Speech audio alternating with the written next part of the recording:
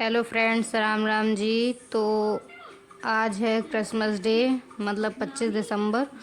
और बोला जाता है कि 25 दिसंबर से ही दिनों की जो है वो बढ़ने की शुरुआत हो जाती है।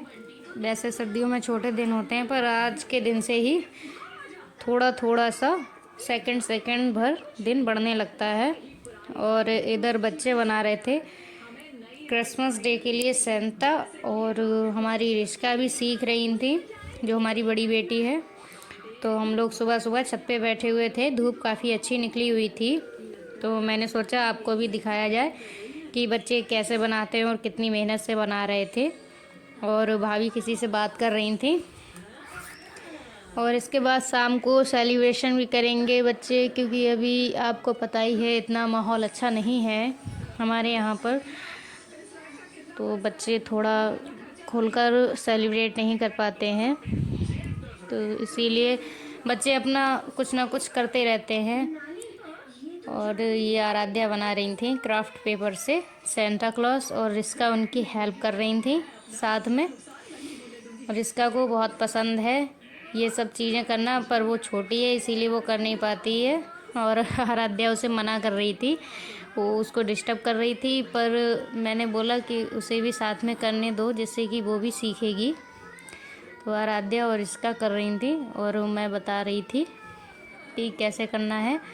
तो ये सिंपल सा सेंटा बना रहे थे, और ये छोटी वाली बेटी हमारी भाभी जी की गोदी में लेटी हुई थी और भाभी किसी से बात कर रही थी। तो मैं इन दोनों को बता रही थी। ये आराध्या कैप वगैरह बना रही थी कुछ सेंटा का।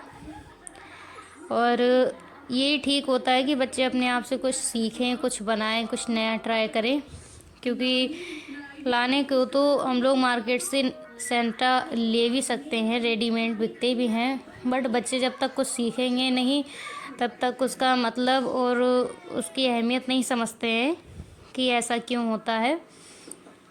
और आराध्या ने हमारी वो साइन पेपर भी कराया हुआ है, बट उसके आगे का प्रोसेस वो नहीं कर पाती है। चर्च वगैरह जाना होता है, वो नहीं जा पाती है, क्योंकि हमारे यहाँ पे चर्च काफ़ी दूर ही पर है, इसीलिए नहीं जा पाती है। और रिस्का बोल रही थी कि मुझे भी पेपर वगैरह चाहिए। क्यों बच्चों, तुम लोग क्रिसमस डे पे कुछ नहीं कर रहे हो?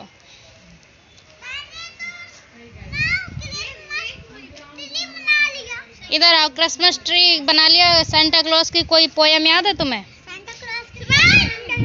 आ चलो, किसी को सेंटा क्लॉज वाली पोयम याद है? जिंगल वेल याद है? जिंगल वेल याद है किसी को? और इसके बाद मैं बच्चों से पूछ रही थी कि किसी को सेंटा क्लॉज वाली जो पोयम होती है वो याद है, क्योंकि बच्चों से ये ऐसे जो आते हैं मौके उन पर सुनना चाहिए, जिससे पता भी चलता है कि बच्चों को क्या आ रहा है क्या नहीं।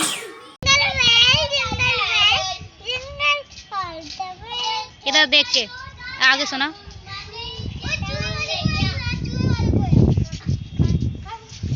डांस करके दिखाओ, डांस करके दिखाओ। हाँ, नहीं आता? क्या आता है? जिंगल बेल वाली आती पोयम? जिंगल बेल वाली पोयम आती है? करो, डांस करो। और ये काफ़ी क्यूट बच्चे हैं, खेल रहे थे, तो अपनी अपनी परफॉर्मेंस दिखा रहे थे जो भी इन्हें आ रहा था। ये हमारे श्रेष्ठ हैं, इन्हीं के फ्रेंड हैं ये सब, तो वो अपने खेल रहे थे। मैंने बोला कि पोयम वगैरह बच्चों से सुनते रहना चाहिए, और इनको सब आता है, पर कैमरे के सामने ये सब शर्मा रहे थे। बच्चे हमारे यहाँ के काफ़ी टैलेंटेड हैं, किसी दिन आपको कंपटीशन करा के दिखाएंगे इनका। और ये छोटी सी बच्ची है पीहू, तो ये बहुत अच्छी अच्छी पोयम सुनाती है। तो मैं इसे बुला रही थी कि पीहू इधर आओ, पोयम सुना दो आके। तो पीहू की पोयम सुनिए। पोयम सुनाओ।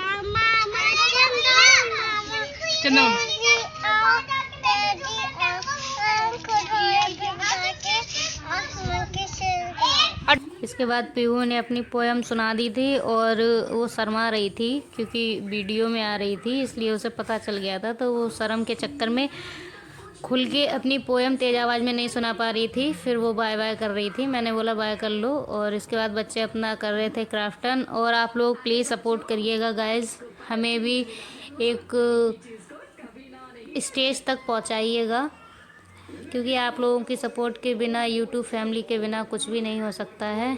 और भाभी ने जो सूट उस दिन दिया था सिलने, वो आ गया था, तो मैंने सोचा आप लोगों को दिखा दूं। तो काफ़ी ठीक सिला है। और आप लोग इसी तरह प्यार बनाए रखिएगा, लाइक कीजिएगा, कमेंट कीजिएगा।